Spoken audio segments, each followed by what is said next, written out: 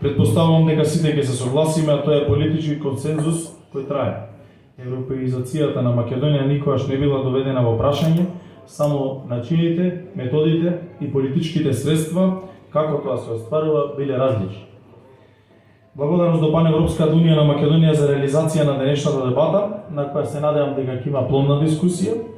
погледи и размислување кои ќе фрлат нова светлина на европската перспектива за Македонија и ќе покажат дали сме навистина на добар пат.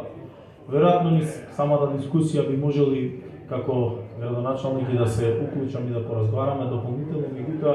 затоа потоа, а сега сакав да кажам неколку работи, затоа што самиот наслов на оваа дебата е европеизацијата на Македонија и дали сме на добар пат е сама по себе интересна. Зошто? Македонија, посебно ето партијата од која што доаѓам, на која што припаѓам буквално Младин Одзет, мора да помене во самиот статут, што во првиот статут пише на формирањето, се залага за Македонија која што ќе биде дел од Европа. Секогаш тоа останало на нас како партија, меѓутоа дефинитивно предизвици сме имале многу како држава. Дојде период, посебно последниве 5 години, каде што многу тешки прашања на многу тежок начин за нас, за Македонија и за македонците, посебно за она ние како чувствуваме, како национално чувство, достоинство, беа нарушени во овој период, меѓутоа во последниот посебно после победата во 2020 година на СДСМ, некако ова со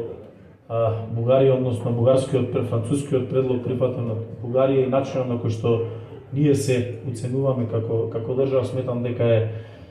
многу лошо. Зошто? Се работи за период од 120-150 години каде што сите ние сме имали или сме дочекале живи, да кажам, баби, дедовци, прадедовци, кои што ни кажували и сме разговарали и за историја и за многу предизвици кои што тие ги имале додека се градела оваа држава. И факт е дека онакој што го бараат од нас е повеќе од нехумано и далеку од европски. Зборувам за Бугарија и оние сите оценувања кои што и викаат, и убеден сум дека отворањето на уставот, онака како што тие го сакаат сега за влез на бугарите, црногорците, хрватите и ќаните, е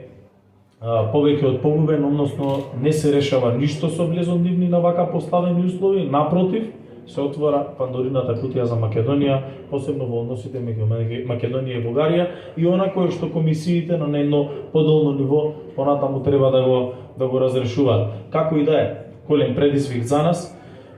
за Македонија, потребни се мудри политичари, потребни се цврсти политичари кои што македонскиот национален интерес, јазик, идентитет, достоинство ќе биде ставено на прв момент.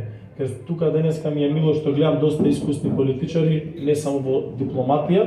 се извинувам говорници, не само во дипломатија, туку и луѓе кои точно знаат што е тоа европски пат на една држава, што е тоа европски пат конкретно на Македонија или ако сакате европеизација на Македонија. На нас како држава и за мене лично друг пат освен европскиот пат за Македонија не постои, затоа треба сериозно да работиме, треба да работиме во самиот наш систем на уредување на државата, сериозно треба да работиме на секој еден сегмент кој што го прави тој систем, за конечно да станеме европска држава како што Македонија заслужува. Да, многу работи сме ги завршиле во минатото, да сме заслужили да видиме дел од оваа Европска унија, ама некако многу други билатерални работи